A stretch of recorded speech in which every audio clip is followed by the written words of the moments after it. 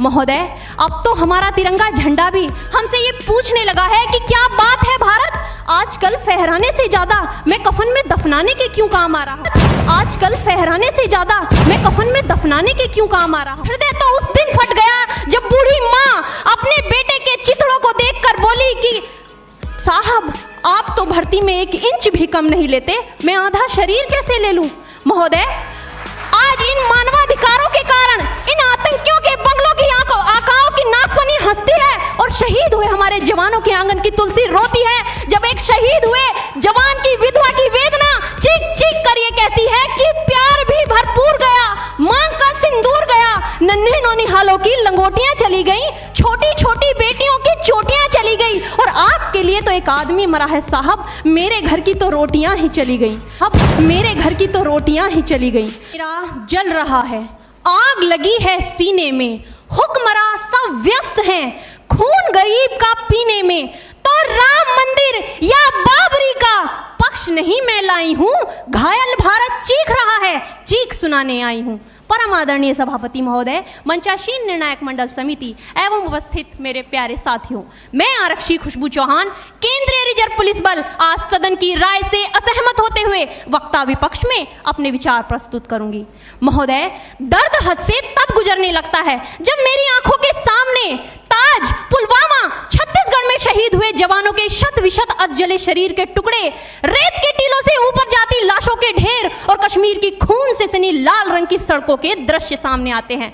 उस पर मेरे प्रतिपक्षी महोदय का कहना ये कि मानवाधिकारों की अनुपालना करते हुए देश से उग्रवाद और आतंकवाद को समाप्त किया जा सकता है। महोदय, अब तो हमारा तिरंगा झंडा भी हमसे ये पूछने लगा है कि क्या बात है भारत। आजकल फहराने से ज्यादा मैं कफन में दफनाने के क्यों काम आ रहा हूं।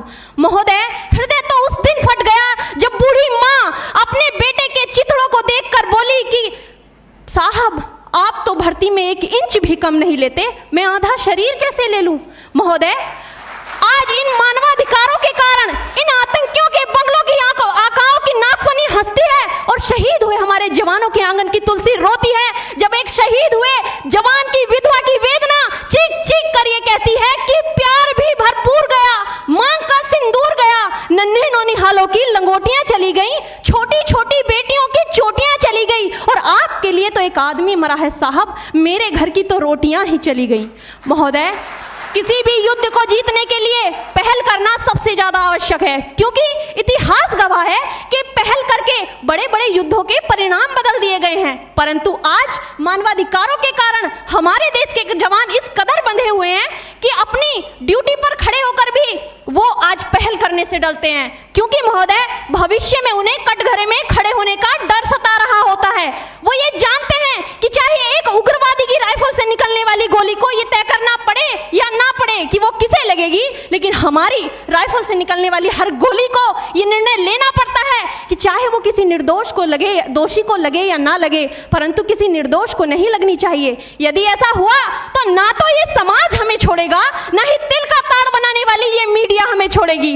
और महोदय, मानवाधिकार के तले किसी जवान को दबाकर युद्ध के मैदान में छोड़ देना कोई वीरता नहीं, एक आत्महत्या है। क्योंकि महोदय, फूल को श्रृंगार दो ये मुमकिन नहीं और एक वीर को झनकार दो ये मुमकिन नहीं। जो हाथ बांधे सेना के, ऐसे मानवाधिकार का पालन संभव नहीं।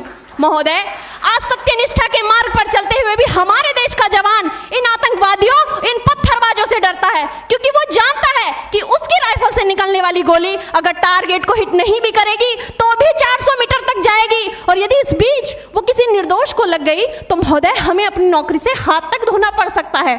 और महोदय, अपनी नौकरी को बचाने की खातिर एक जवान आज ये सोचता है कि चाहे सांप मरे या ना मरे, परंतु लाठी नहीं टूटनी चाहिए, क्योंकि आज हमारे देश के हालात कुछ ऐसे हो गए हैं कि चिरागों को हवाओं में उछाला जा रहा है, हवाओं पर भी रोब डाला जा रहा है। अरे हम ही तो बुनियाद है आंतरिक सुरक्षा की, और आज हमें ही नौकरी से निकाला जा रहा है। महोदय, जब पुलवामा में 44 जवान शहीद हुए, छत्तीसगढ़ में 76 जवान शहीद हुए, तो कोई भी मानवाधिकार की दुहाई देने वाला हमारे पक्ष में आकर खड़ा नहीं हुआ।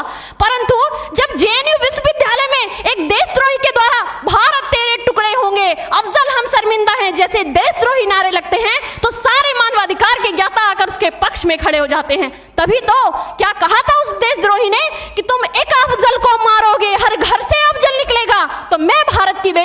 अपनी भारतीय सेना की तरफ से आज ये ऐलान करती हूँ कि उस घर में घुसकर मारेंगे जिस घर से अब जल निकलेगा, वो कोख नहीं पलने देंगे जिस कोख से अब जल निकलेगा।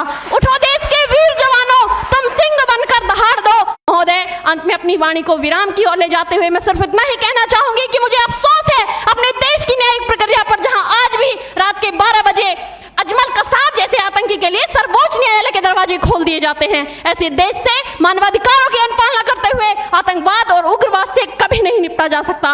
मानवाधिकार के नाम की दुहाइयां देने वालों, सीमा पर लड़ा नहीं जाता चरखों से शोलों के आगे, रामायण पढ़ी नहीं जाती सीमा पर गोलों के आगे। धरती के घोर कुहासे को एक सूरज ही हर सकता है, क्योंकि एटम बम से रक्षा केवल एटम बम ही कर सकता है। जय हिंद, जय भारत।